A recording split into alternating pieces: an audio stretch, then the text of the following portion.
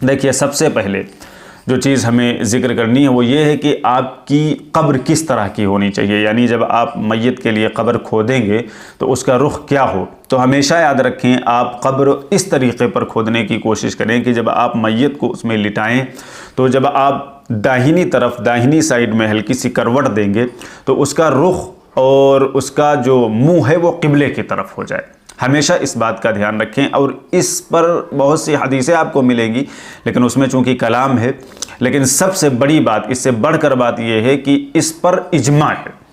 चाहे वो शिया हो, चाहे सुन्नी हो, चाहे देवबंदी, बरेलवी, मतलब पूरी उम्मत मुस्लिमा का इस बात पर इजमा है कि कब्र का डायरेक्शन ऐसे सिमत में होना चाहिए कि जब आप मैयत को या मुर्दे को कब्र में उतारेंगे, रखेंगे, तो उसका जो रुख है वो इस तरफ चला जाए, क़िबले की तरफ चला जाए। और इजमा हमारे शरीयत में बहुत बड़ी एक दलील माना जाता है। जैसा कि आपको पता है, मुस्तदरक हाकिम में बाकायदा रिवायत मौजूद है कि अल्लाह के नबी सल्लल्लाहु अलैहि वसल्लम ने फरमाया, यदुल्लाहि अलल जमाअह, कि उम्मत मुस्लिमा के ऊपर और जो काम सदियों से मुसलमान करते चले आ रहे हैं उस पर अल्लाह की खुसूसी तायीद होती है और खुसूसी नुसरत अल्लाह की हासिल होती है। तो जमात पर अल्लाह का हाथ है, एक ये दलील। और दूसरी दलील बाकायदा सूरह निसा में उन लोगों के मुताल्लिक़ जहन्नम की वईद आई है जो लोग सबीलुल मुमिनीन के अलावा कोई और रास्ता अख्तियार करते हैं। तो सबीलुल मुमिनीन यानी सदियों से जो एक तरीक़े पर उम्मत मुस्लिमा चली आ रही है, वो तरीक़ा यही राइज है कि आप कब्र को इस तरह से बनाएं कि रुख जो मुर्दे का हो वो क़िबले की तरफ हो जाए। तो ये इस पर इजमा है, शिया सुन्नी सबका इजमा है। अच्छा, फिर आप देखिए कि कब्र होनी कैसी चाहिए। हमारे वहाँ आम तौर पर यह सुन्नत मफकूद हो गई, कब्र लहदी होनी चाहिए। चूँकि मिट्टी की वजह से भी बहुत से मौक़े पर ऐसी मिट्टी नहीं है कि लहदी बनाई जाए, और जो पहाड़ी इलाके हैं वहाँ ख़ास तौर से इस तरह से किया जाता है। और जो बच्चों की कब्र हमारे वहाँ बनती है, तो वो जो बच्चों की कब्र है वो भी लहदी बनती है। उसको बगली भी बोलते हैं, लहदी भी बनते हैं। वो इस तरह से बनती है कि एक डिब्बा नुमा कब्र पहले बनाई जाती है और उसके बाद उसी डिब्बे के अंदर से कब्र खोदी जाती है। तो इसमें ज़रा सा हिफाजत ज़्यादा होती है लाश की। तो उस जो मेन कब्र होती है, मेन कब्र के अलावा उस डिब्बे में मैयत को दफन किया जाता है। तो इस तरह से जानवर भी अगर खोद खाद डाले मान लो, तो वो मेन कब्र में चूँकि कुछ पाएगा नहीं, तो और फिर ईंटें लगा दी जाती हैं जो विंडो टाइप की अंदर बनाई जाती है। आपने बच्चों की कब्र देखी होगी। तो वो जो लहदी कब्र है वो सुन्नत है। नबी सल्लल्लाहु अलैहि वसल्लम की कब्र मुबारक भी इसी तरह की बनाई गई। देखिए, सही मुस्लिम में रिवायत है कि साद बिन अबी वक्कास रज़ी अल्लाह तआला अन्हु, जो बड़े जर्नैल थे जिन्होंने रोमन अम्पायर गिराई हुई थी, तो इनकी जब ये मरजुल वफ़ात में मुब्तला थे तो उस वक्त इन्होंने अपने लवाहिकीन को बुलाया और बुला करके उनसे कहा कि मेरे लिए जो कब्र तैयार करना वो लहदी कब्र होनी चाहिए, जिस तरह से रसूलुल्लाह सल्लल्लाहु अलैहि वसल्लम की कब्र मुबारक है। तो ये एक सुन्नत है। साद बिन अबी वक्कास ने इसी की वसीयत की थी। और नबी अकरम सल्लल्लाहु अलैहि वसल्लम की भी जो कब्र मुबारक है वो लहदी है। अच्छा, फिर उसके बाद जब आप मैयत को लिटाएंगे तो मैयत को ज़मीन पर रखने से पहले ये भी सुन्नत है कि आप मैयत के नीचे कोई चादर वगैरह बिछा दें। ये इस वजह से होता है ताकि अगर गीलापन है या तरी है तो वो जो है गंदगी और वो मिट्टी मुर्दे के जिस्म से ना टच हो और कफन वगैरह गंदा ना होने पाए। चुनांचे बाकायदा सही मुस्लिम में हदीस है कि नबी सल्लल्लाहु अलैहि वसल्लम के नीचे एक सुर्ख रंग की चादर बिछाई गई थी। जब अल्लाह के नबी सल्लल्लाहु अलैहि वसल्लम को कब्र तहर में उतारा गया तो पहले एक सुर्ख रंग की चादर बिछा दी गई थी, उसके बाद अल्लाह के नबी सल्लल्लाहु अलैहि वसल्लम को रखा गया था। तो ये भी एक सुन्नत है। अच्छा, जब आप मिट्टी डालेंगे तो मिट्टी डालने में जो दुआ अहादीस में आई है वो अबू दाऊद में रिवायत मौजूद है, तिरमिज़ी में रिवायत मौजूद है, और वो दुआ है बिस्मिल्लाह वबिल्लाह व अला मिल्लति रसूलिल्लाह। यानी जब आप, और ये भी अल्फाज मिलते हैं बिस्मिल्लाह वबिल्लाह व अला सुन्नति रसूलिल्लाह। तो जब आप मिट्टी डालेंगे कब्र पर दफन होने के बाद तो फिर ये दुआ पढ़ें। ये दुआ अहादीस में आई है। अच्छा, फिर उसके बाद अबू दाऊद में देखिए कि जब आप दफन कर देंगे मुर्दे को, तो जब कब्र है तो बहुत सी कब्रें होती हैं चूँकि कब्रिस्तान में, तो आप बतौर निशानी कब्र के पास कोई ऐसी चीज़ रख सकते हैं जिससे पहचान हो सके कि यहाँ पर किसकी कब्र है। तो अबू दाऊद में रिवायत मौजूद है कि अल्लाह के नबी सल्लल्लाहु अलैहि वसल्लम ने जब अपने सहाबी उस्मान बिन मज़ऊन रज़ी अल्लाह ताला अन्हु को दफन किया तो एक पत्थर था, एक सहाबी से अल्लाह के नबी सल्लल्लाहु अलैहि वसल्लम ने कहा कि वो पत्थर लाओ और ये पत्थर हम उस्मान बिन मज़ऊन के सिरहाने रख दें ताकि हम पहचान कर सकें।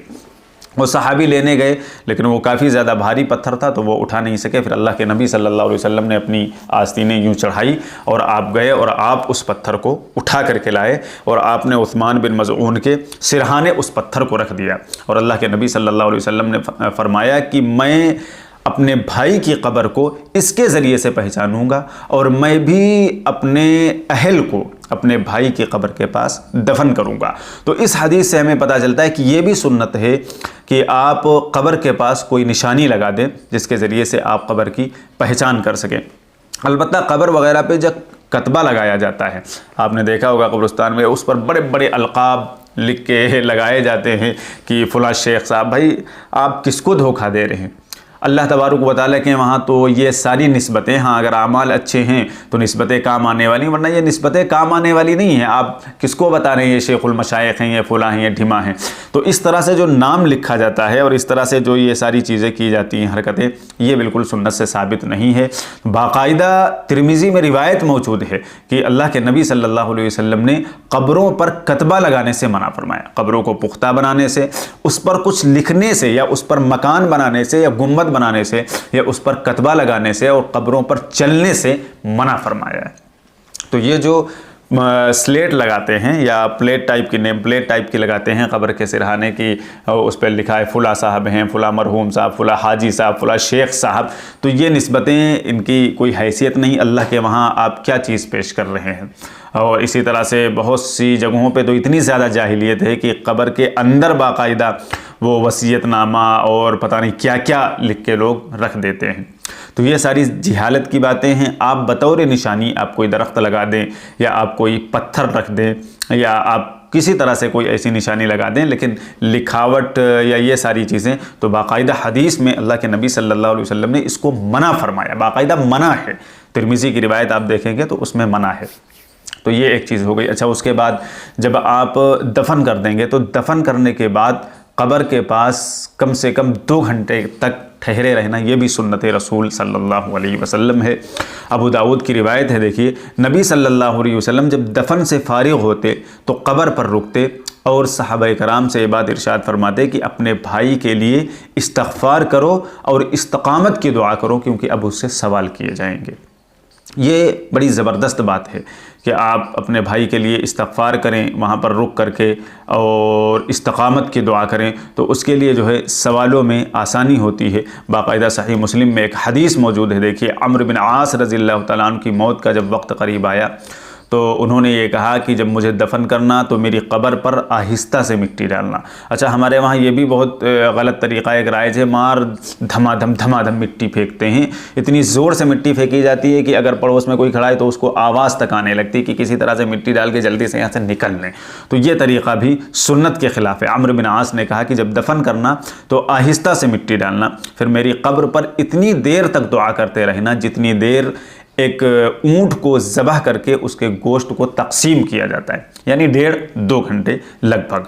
और कहा कि जो है दुआ करना और फिर यहाँ तक ठहरे रहना यहाँ तक कि मैं अपनी मंजिल से मानूस हो जाऊँ।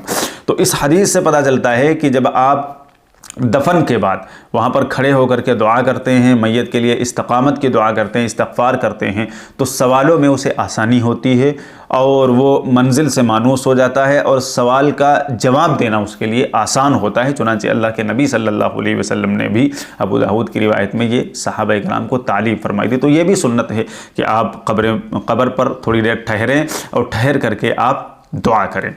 अच्छा, इसके बाद जो कब्र होती है ना उस पर कोई पेड़ लगाना छोटा सा या कोई पौधा वगैरह या कोई हरी शाख टहनी लगाना, या इसी तरीके से आप देखते हैं कि हमारे वहाँ कब्रों में भी हरी शाखें और टहनी डाल दी जाती हैं मिट्टी के वक्त, तो ये भी सुन्नत है। बुखारी मुस्लिम में बाकायदा एक रिवायत है, अल्लाह के नबी सल्लल्लाहु अलैहि वसल्लम का एक कब्र के पास से गुज़र हुआ तो अल्लाह के नबी ने फरमाया कि इन कब्र वालों को अज़ाब हो रहा है, और अज़ाब भी किसी बहुत बड़ी चीज़ की वजह से नहीं हो रहा है बल्कि हल्की चीज़। एक तो ऐसा शख्स है इनमें जो पेशाब की छींटों से एहतियात नहीं करता था, और दूसरा वो शख्स है जो चुगलखोरी करता था, उसकी आदत थी चुगलखोरी करना। तो चुगलखोरी तो खैर बड़ा गुनाह है। तो अल्लाह के नबी सल्लल्लाहु अलैहि वसल्लम ने एक सहाबी से कहा कि एक तर टहनी और तर शाख, ताज़ा शाख हमें लाओ।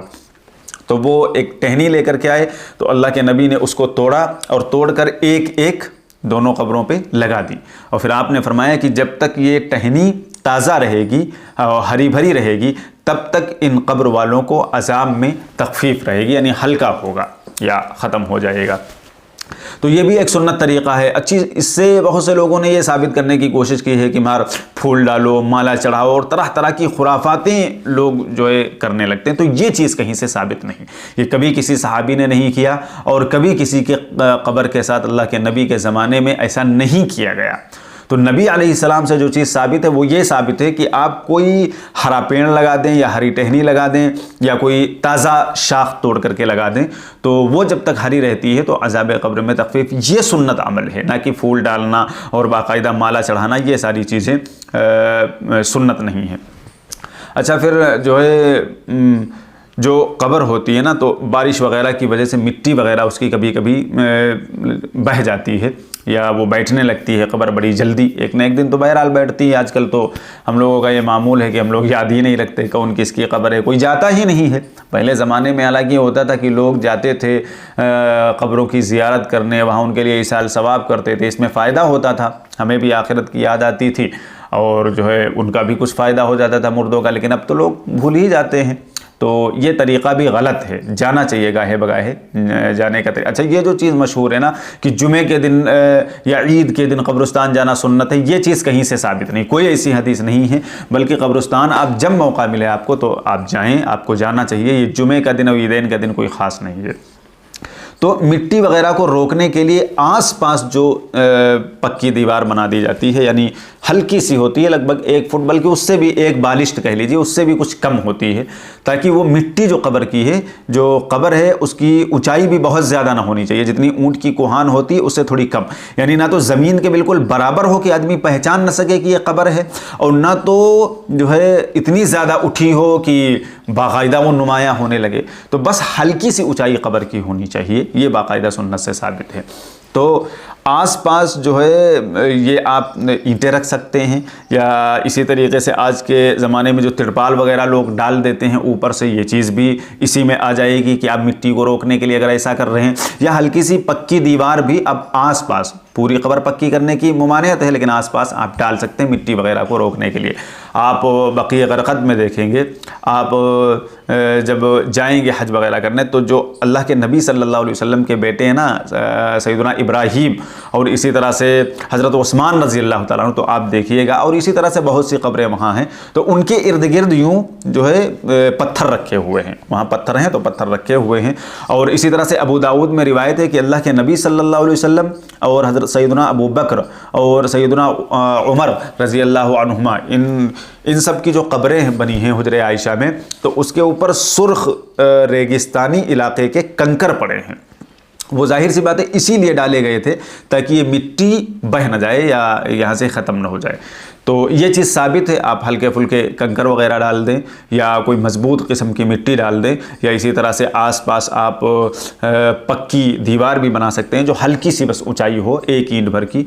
तो इस तरह से चीज़ें करना साबित हैं, आप कर सकते हैं, ये तरीक़ा सुन्नत है। अलबत्ता पूरी कब्र अगर आप पक्की बनाए दे रहे हैं तो ये चीज़ सुन्नत के ख़िलाफ़ है, जायज़ नहीं है।